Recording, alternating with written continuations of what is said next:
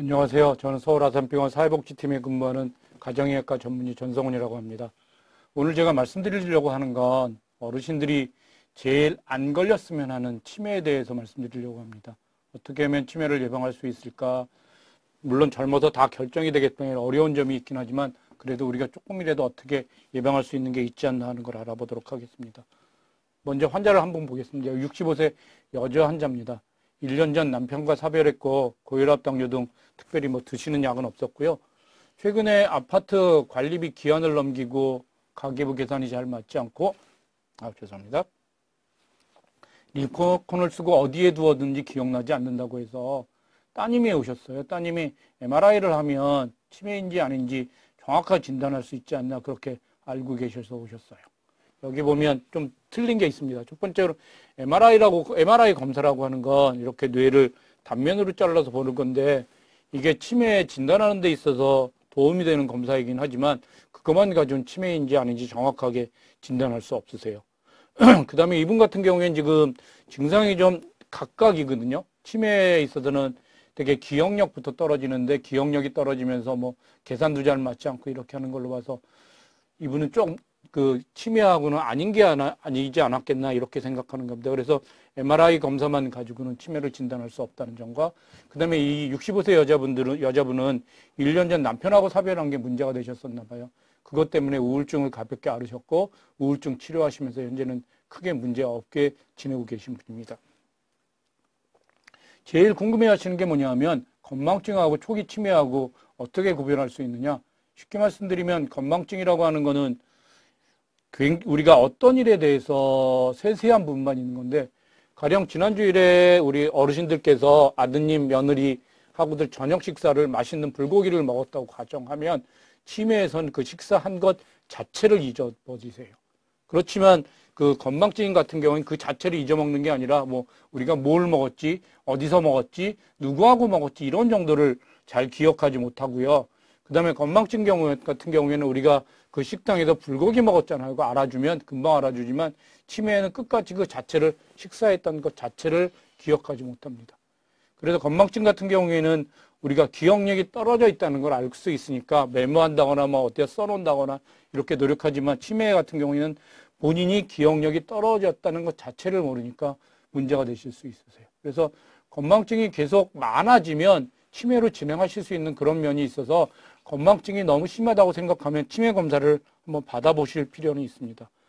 그러면 치매란 무엇이나 정상적인 활동했던 사람들이 이전에 기억력을 포함한 여러 가지 인지기능이 저하되어 일상생활의 수행에 지장이 초래된 상태입니다. 여기서 말씀드린 건 뭐냐면 그 선천적인 질병은 아니라고 하는 거고요. 그 다음에 정상적인 활동을 했던 사람이기 때문에 즉 과거에는 문제가 없던 사람인 겁니다. 그 다음에 이게 기억력부터 시작되는 거고 이거하고 비슷한 증상이 선망이나 그 다음에 그 정신분열증이라고 말씀드렸던 그런 것들이 지금 이거하고 비슷한 걸로 말씀드릴 수 있는데 그런 증상이 있기는 하지만 그거하고는 좀 양상이 다른 거예요. 그래서 그걸로 설명할 수 없는 거고 그 다음에 이제 질병이라고 넘어갔을 때는 일상생활을 잘 못하는 그런 초래된 상태를 말씀드릴 수 있어요.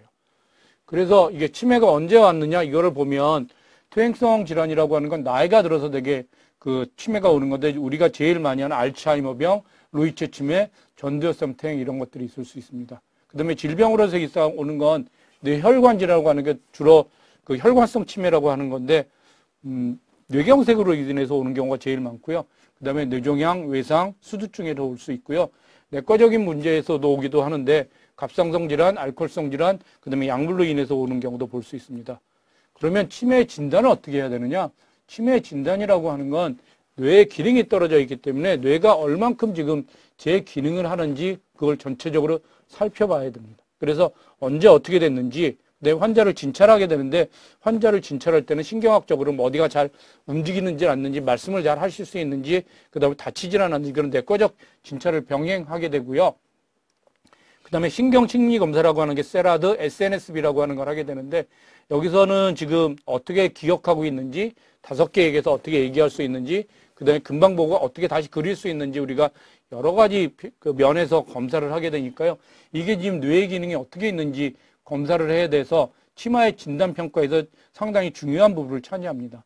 MRI를 물론 찍기는 하는데 그 검사실 검사나 원인동 진행평가에서 여러 가지 하면서 MRI를 찍기도 하는데 MRI하고 찍는 이유는 증상하고 MRI를 찍어서 이 사람이 어떤 특징적인 증상이 있을 때 기억력이 떨어졌다고 했을 때 해마 쪽에 이렇게 위축된 게 보인다거나 아니면 전두엽 쪽에 위축된 데 보이거나 이걸 보기 위해서 하는 거지 같이 해야 되는 거지 MRI 하나만 가지고는 할 수 없었고요.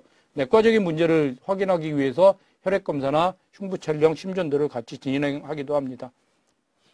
그래서 이전에 비해 달라진 게 언제부터 시작됐는지가 굉장히 진단하는 데 도움이 될 수 있는데요. 언제 시작됐는지 모르는 경우가 많이 있어요. 퇴행성인 알츠하이머나 루이체 같은 경우에는 제일 옆에 사는 사람은 잘 알아채지 못하는데 오랜만에 만난 사람들이 이 사람 좀 이상하다 이렇게 하기도 하고요. 손자하고 같이 지내면 손자가 따님이나 자녀들은 모르는데 손자가 먼저 알아챈다거나 이런 걸 볼 수 있을 정도로 언제 진행됐는지 잘 모르고요. 그 다음에 혈관성 치매라고 하는 거는 그 혈관이 막히거나 경색이 오거나 이럴 때 올 수 있으니까 어느 날 갑자기 오거나 수일 내에 오거나 그런 거고요. 그 다음에 더 갑자기 오는 건 내과적인 문제 등이 있을 때 그런데 치매로서는 전형적이진 않습니다. 병의 진행 과정을 보면 알츠하이머는 상당히 천천히 너무 급속히 악화되는 건 다쳤거나 감염병 때문에 그럴 수 있고 점점 나빠지는 볼 수 있는 건 혈관성 치매에서 볼 수 있고요. 인지 기능이 좋아졌다 나빠졌다를 반복하는 경우에는 루이체 치매를 의심하기도 합니다.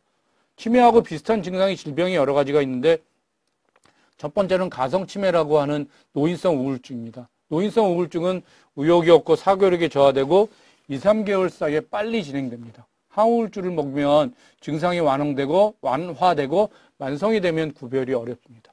우리가 우울증에 대해서 좀 몇 가지 말씀드리고 싶은 게 있는데 우울증의 관리에서 제일 중요한 게 뭐냐면 그 우울증이 관리가 되려면 자살률이 굉장히 높아지세요.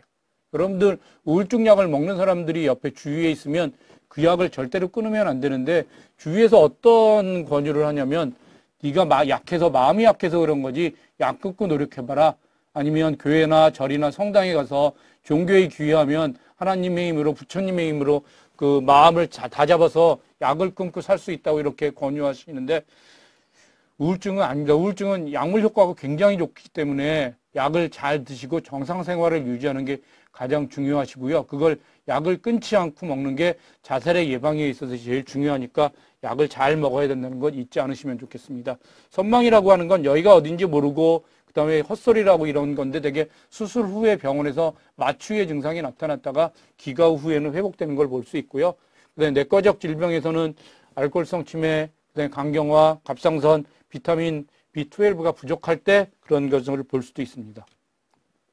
그래서 치매가 지금 어느 정도 와 있는지 우리가 평가해야 되는데 이게 어디에서 중요하냐면 요양원을 입수한다거나 아니면 등급을 받을 때 이런 것들을 시행하게 됩니다. 그래서 먼저 인지기능 평가 아까 말씀드렸던 그런 신경심리 검사를 하게 되고 그 다음에 중요한 게 뭐냐면 옷 입기, 세수하기, 목욕, 이동, 화장실 사용, 대소변 조절들이 혼자 지금 생활을 할 수 있느냐 없느냐 특히 대소변 조절 같은 게 안 되면 옆에 사람한테 도움을 받아야 되니까 그런 문제가 있는지 없는지 그 다음에 이상 행동이나 문제 행동을 하지는지 않은지 치매 자체는 지금 생각을 잘 못하고 결정을 잘 못하고 기억력이 떨어지는 거지만 그것 때문에 나타나는 정신과적인 증상이 우울, 지나친 환, 불안, 고격성 이런 여러 가지 증상이 나타나는데 이런 증상이 나타나게 되면 그 집에서 잘 간호하기가 어렵게 되고요. 이런 증상은 정신과적 약물로 치료를 해야 되는데 부작용 때문에 용량 조절에 상당히 어려움이 있으니까 그런 것들은 없는지 그렇게 여러 가지를 다면적으로 평가하게 됩니다. 환자를 한번 보시도록 하겠습니다. 80세 남자 환자분이셨어요. 대학교를 졸업하셨고요. 그 다음에 맨 처음에 증상이 된 건 70세에 자기가 잘 기억하지 못한다. 말이 잘 안 나온다. 단어를 잘 생각하지 못한다. 이렇게 하셨어요.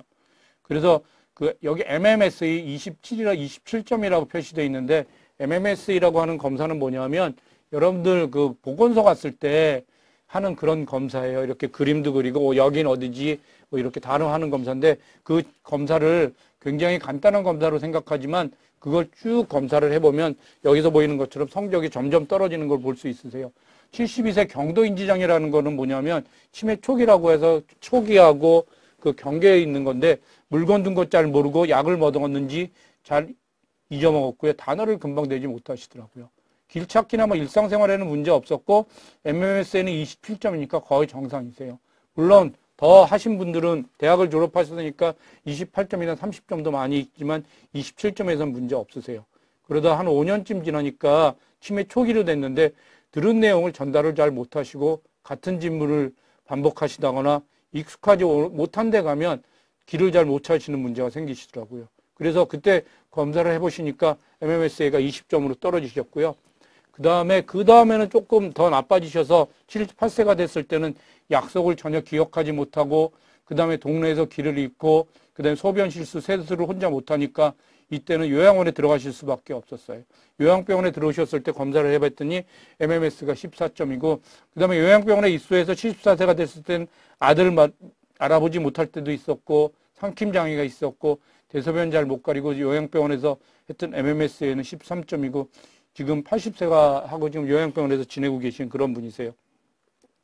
이분이 앓고 있는 병은 알츠하이머라고 말씀드릴 수 있으세요. 여러 가지가 있지만 치매 중에 가장 흔한 거고요. 그 다음에 점진적 시작을 보이면 제일 처음엔 기억력이 먼저 떨어지고요. 이분은 지금 어디가 잘 모르고, 그 다음에 어디에 뒀는지 잘 모르고, 약속 잊어먹고 이런 것들이에요. 그 다음에 그게 지나가면 다양한 신경학적 문제, 신체적 문제가 발생할 수 있고요. 근데 뭐 판단을 잘 못한다거나 이상한 행동하거나 이런 것들이 생각할 수 있고요. 그 다음에 신경학적 증상은 말기에 나타나고요. 그 다음에 유병기간은 대개 2년에서 20년 있고요. 평균에서는 8년 내지 10년이에요. 이분은 70세 시작해서 80세 정도에서 지금 진행되고 있고요. 젊어서 알츠하이머에 걸리면 좀 더 빨리 진행되는 걸로 알려져 있습니다. 위험 요인이 확실한 거는 나이가 들수록 알츠하이머 많이 걸리는 게 확실하니까 나이가 많을수록 많이 걸리는 거고, 가족력이 있을 때 두 가지는 확실한 것 같고요. 가능성 있는 건 여성한테 좀 많은 것 같고, 그 다음에 우울증이 잘 관리 안 되면 그 알츠하이머에 걸릴 수 있다고 가능성이 있긴 한데, 이거는 연령 증가나 가족력만큼 확실하진 않은 것 같습니다.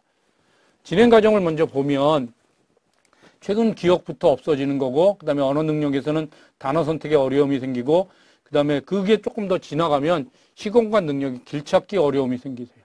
그 다음에 전두엽 능력이 뭐냐면 우리가 억지하고 정확하게 판단하고 이런 것들을 하는 게 전두엽의 능력인데, 그게 떨어지면 판단력이 저하되고 의욕이 없어지고 참지 못하고 막 공격성이 생기고 그렇게 되세요. 그 다음에 그게 더 지나가면 이상 행동이 나타나니까 불안하고 망상장애, 잠 안 자고 이렇게 걸어 다닌다거나 이런 것들이 생길 수 있습니다. 그래서 알츠하이머를 치료해야 되는, 지금 우리가 치매에서 치매 예방약이라고 하는 거를 설명드리기 위해서 이걸 보여드리는데요. 우리가 지금 뇌에서 생각하고 그다음에 여러 가지를 했을 때 여러 가지 그 신경세포가 이어져 있어서 신경세포하고 신경세포가 연결돼서 같이 일을 하게 되는데, 신경세포하고 신경세포 중간에 있는 게 그 신경 전달 물질이라는 게 있어서 우리가 움직여라 하면 이게 여기서부터 머리서부터 이게 움직이는 걸 할 수 있고 생각하는 게 할 수 있는데, 정상인 사람에는 그게 아주 빨리 전달될 수 있는데, 알츠하이머 병이 되면 세포 자체에도 문제가 생기고 아멜로이드 단백이라는 게 생겨서 신경 전달 물질이 점점 줄어들게 돼요.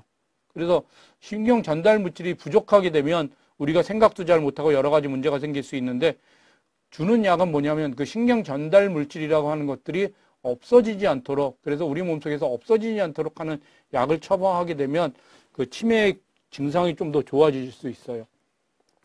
그래서 그런 면에서 약물 치료하는 건 인재 기능 개선 치료제라고 하고, 우리가 약을 처방할 때 치매 예방약이라고 하는 겁니다.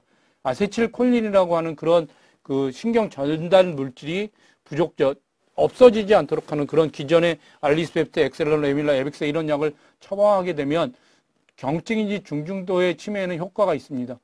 인지기능이나 정신 증상 조절에는 도움이 되고, 그 다음에 결국에는 진행하는 걸 막지 못하기 때문에 초기에 발견해서 이거 약을 사용해서 그 초기에 그런 그 증상이 심하지 않은 증상이 유지될 수 있도록 노력하는 게 중요할 것 같습니다. 지금 이게 그래프를 보면 인지기능이 점점 떨어지는 거고, 그 다음에 시간을 보는데, 우리가 치매에 걸려서 돌아가시기까지 10년, 15년이 걸린다고 하면, 지금 처음에 1년이나 2년 됐을 때 약물 치매를 발견해서 치매 예방약이라고 하는 지금 말씀드렸던 그런 약을 쭉 하면 돌아가시거나 할 때까지 지금 우리가 생각하는 그 기능이 많이 떨어지지 않은 상태에서 유지할 수도 있습니다. 그렇지만 중간에 약을 먹다 약을 중단하게 되면 굉장히 치매기가 빨리 진행돼서 증상이 빨리 생길 수 있으니까 지금 치매를 근본적으로 치료하는 약이 발견된 게 없어요, 사실은. 그래서 치매를 조기에 발견해서 지금 가지고 있는 약 가지고 증상을 조절할 수 있도록 그렇게 치매를 가능하면 빨리 발견할 수 있도록 노력해 주시면 좋겠고, 그 방법은 그 진단, 그러니까 미리미리 초기에 건강검진을 받아보시는 것뿐이 없으세요. 65세가 되시면 보건소에서 그 치매 검진을 시작하니까 1년에 한 번씩 꼭 받아보시면서 아까 말씀드렸던 그 MMSA가 떨어지지 않는지 그런 것들을 판단해서 필요하면 빨리 약물 치료를 시작하실 수 있도록 그렇게 생각해 주시면 좋겠습니다. 물론 약에 부작용이 없는 건 아닙니다. 입맛이 줄고 체중이 줄거나 맥이 너무 느려지고 두통이 있을 수는 있는데 되게 약을 계속 먹으면 괜찮아지는 경우가 많이 있으니까 약에 이런 부작용이 있을 수 있다는 건 알아주시면 좋겠습니다. 그다음에 요양병원에 입원해야 되는 경우가 있으세요. 요양병원에 입원해야 되는 경우에는 우리가 집에서 치매 환자를 돌보다가 돌볼 수 없는 상태가 됐을 때 그 요양병원에 입원하게 되는데 환자 일상생활 수행 능력의 저하라고 하는 건 혼자 생활할 수 있는지 대소변을 가릴 수 있는지 그 다음에 뭐 여러 가지 그 옷을 갈아입는다거나 씻는다거나 이런 거 혼자 밥을 먹는다거나 이런 걸 할 수 있는지가 중요한 것 같고요. 그 다음에 치매 환자 이상 행동이 나타나면 조절하기 어려우세요. 배회, 공격성, 밤에 주무시지 않는다거나 이상한 행동한다거나 이상한 망상에 빠져서 주위에 있는 사람을 의심한다거나 이런 행동이 있을 때 병원에 입원하시게 되는데 그때는 정신과적 약물을 치료해서 이런 증상을 조절하게 되고요. 치매로 오인받는 선망은 아까 말씀드렸던 게 선망은 여러 가지 내과적이나 수술 이런 것 때문에 오는 거니까 증상이 금방 좋아질 수 있으니까 그거는 그거에 따라서 잘 치료하시면 될 것 같습니다. 그래서 알츠하이머 환자는 이렇게 살펴봤고요. 두 번째는 65세 여자 환자입니다. 과거력에 고혈압, 고지혈증, 골다공증 약물 치료하고 계세요. 저한테 제일 처음에 오셨을 때는 갑자기 10일 전에 일을 어제 일처리 예림하고 같은 질문을 계속 반복하십니다. 여기 것처럼 갑자기 증상이 생기시는 건 그때 MRI를 찍어봤더니 인지기능의 중요한 영역에서 그 뇌경색이 왔던 거예요. 이후에는 진료 날짜, 중요한 약속 기억하지 못하고 점점 지나가면서 시간의 순서가 뒤섞이고요. 그 다음에 이제 아주 지나가서는 아마도 그 알츠하이머 같이 치매가 진행되는 걸로 그렇게 알려져 있긴 합니다. 그래서 이렇게 갑자기 오는 거는 그 혈관성 치매라고 생각되고요. 혈관성 치매는 그 두 번째 많고 뇌혈관에 문제가 생겨서 많이 발생하는 겁니다. 물론 뇌 그 경색 뒤에 오기도 하지만 뇌경색 히스토리가 그 과거력이 없었는데도 작은 뇌경색이 반복돼서 그 발병하는 경우도 볼 수 있습니다. 그래서 그 혈관성 치매는 뇌경색이 아닌 증상이 없었는데도 발생할 수도 있고요.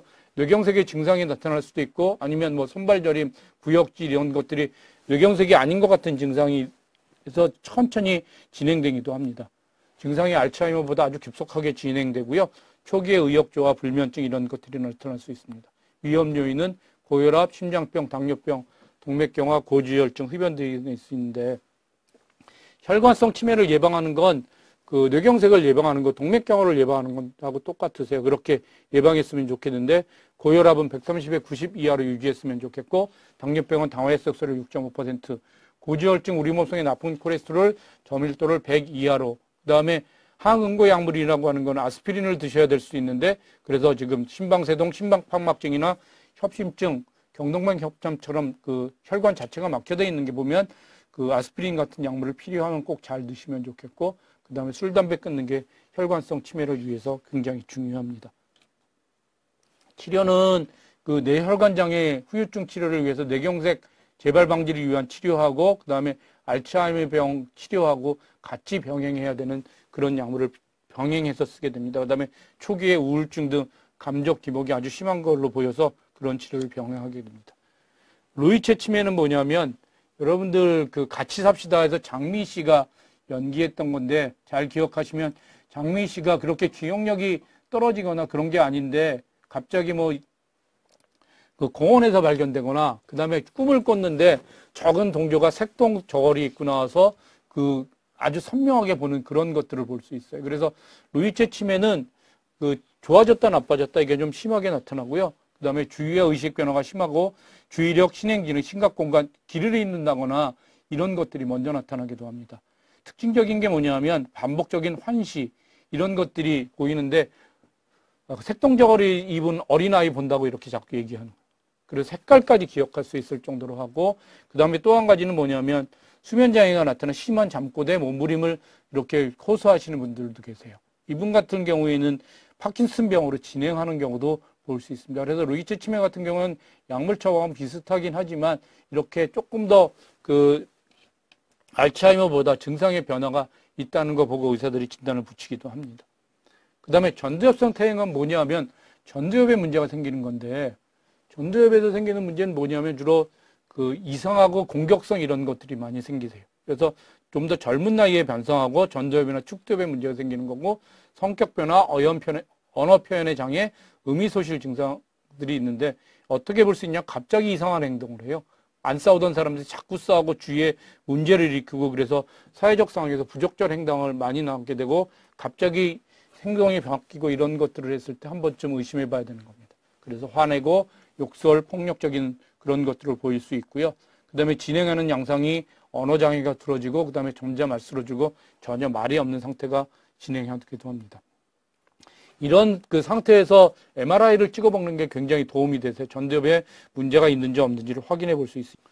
그래서 이제 치매 예방을 위해서 결론적으로 말씀드리면 우리가 진인사 대천명이라고 하는 것들을 이렇게 해서 하나씩 이렇게 말씀드릴 수 있는데요. 첫 번째로는 진땀나게 운동합니다. 운동을 열심히 해주시면 좋겠고요. 그 다음에 담배 끊는 거 굉장히 중요합니다. 사회활동이 굉장히 중요한데 혼자 계시는 분들한테 많이 생기실 수 있으세요. 그래서 혼자 계시지 않았으면 좋겠고 복지관 같은데 학교 다니듯이 매일 나와서 활동해 주시면 좋겠어요. 그게 한 사람을 더 만날 때 굉장히 도움이 되실 수 있고요. 그 다음에 같이 생활하거나 그 식구가 많을수록 도움이 되실 수 있는 겁니다. 그 다음에 대뇌 활동이라고 하는 건 뭐냐면 무언가를 배우시면 좋겠어요. 무언가를 배운다고 하는 게 열심히 노력하는 거고 그 다음에 여러분들 가서 보시면 복지관에 가서 보시면 하나가 넘어갔는데요. 복지관에 가서 보시면 그 일기를 쓴다거나 이런 것들을 하게 되거든요. 책을 읽는다거나. 그 다음에 하실 수 있으면 원하신 거를 배우시면 좋겠어요. 특히 외국어 배우는 것들을 의사들이 굉장히 권유하는 일 중에 하나인데 그렇게 대뇌 활동을 할 수 있는 뇌 운동을 할 수 있는 걸 잘 하시면 좋겠고요. 그 다음에 술 끊는 거, 그 다음에 생명을 연장하는 식사를 하시는 게 도움이 되는데 생명을 연장하는 식사는 뭐냐면 우리가 부족한 게 지금 단백질이에요. 그래서 좀 더 고기, 단백질 이런 것들을 좀 더 많이 드시도록 노력해 주시면 좋겠어요. 그래서 운동 열심히 하고 담배 끊고 술 끊고 그 다음에 활동을 딴 사람 만나서 하는 것들을 끊지 마시고요. 계속 그렇게 열심히 하시면 좋겠고 그 다음에 무언가를 배우시면 좋겠습니다. 여기 계신 분들이 복지관에 오시는 분들이 많으신데 복지관에서 친구분들하고 이거 계속 배우는 그런 활동을 잘 해주시면 좋겠습니다. 끝으로 한 가지만 더 말씀드리려고 하는 건 내가 치매가 아니라 가족들이 치매인 경우를 꽤 많이 보실 수 있으세요. 그래서 어떻게 해야 되는지 몇 가지만 말씀드리면 첫 번째로 대화하기가 있는데 충분히 기다리고 단순한 단어를 사용하시면 좋겠어요. 어린아이에 하는 것처럼 없는 것처럼 이야기하시면 안 됩니다. 우리 보호자들이 할 때 어린아이에 하듯이 어르신한테 반말로 이렇게 하시는 경우가 있는데 굉장히 어르신들 스트레스 받으니까 어린아이한테 하는 것처럼 하시면 안 되고요. 목욕하시는 원하는 시간에 규칙적인 일상이 될 수 있도록 며칠에 한번 이렇게 정기적으로 하시면 좋겠고 옷 갈아입기도 같은 시간에 좋아하는 옷, 편한 옷 여러 가지를 준비해서 쉽게 갈아입을 수 있도록 원하는 걸 할 수 있도록 그렇게 하시고요. 특히 식사기는 정해진 시간에 하시는 게 중요합니다. 그 다음에 탈수가 일어날 수 있어서 조금씩 여러 번 잘 먹을 수 있도록 특히 탈수가 되지 않도록 그렇게 노력해 주시면 좋겠고 그 다음에 운동은 움직이지 않으면 근육이 망가져서 결국에는 그 침대에 누워서 생활하게 되니까 서서히 규칙적으로 끊지 않고 너무 피곤해하지 않는지 이런 것들을 관찰해 주시면 좋겠고요. 그 다음에 요실금, 변실금이 있을 수 있는데 이거는 하는 게 규칙적으로 2시간마다 한 번씩 화장실을 가게 한다거나 이렇게 해서 예방하실 수 있는 방법이 있어요. 그 다음에 낮잠을 잘 못 자게 해서 낮잠을 주무시면 밤에 잘 못 자게 되니까 그런 것들을 피할 수 있도록 그렇게 노력해 주시면 좋겠고요. 그 다음에 망상 환각이 있으면 환자들하고 싸우시면 안 되세요. 환자 머릿속엔 그게 진실이거든요. 이분 틀림없이 집에 가지 않았는데 집에 갔다 왔다 뭐 이렇게 이상한 얘기를 하게 되는데 그냥 들어주시고 그냥 안전하게 그냥 인정해 주시는 것처럼 그렇게 해주시면 좋겠어요.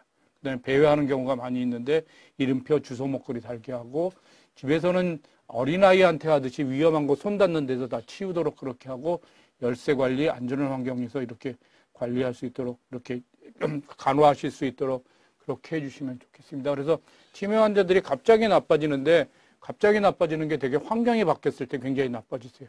뭐 요양원을 딴 데를 간다거나 이사를 간다거나 딴 집으로 이렇게 뭐 아들 집 갔다가 딸의 집에 간다거나 이렇게 하실 때 굉장히 많이 악화되는 걸 볼 수 있는데 치매 환자를 위해서는 익숙한 환경에서 안전한 환경에서 이렇게 지낼 수 있도록 그렇게 도움을 주시는 게 좋으실 것 같습니다.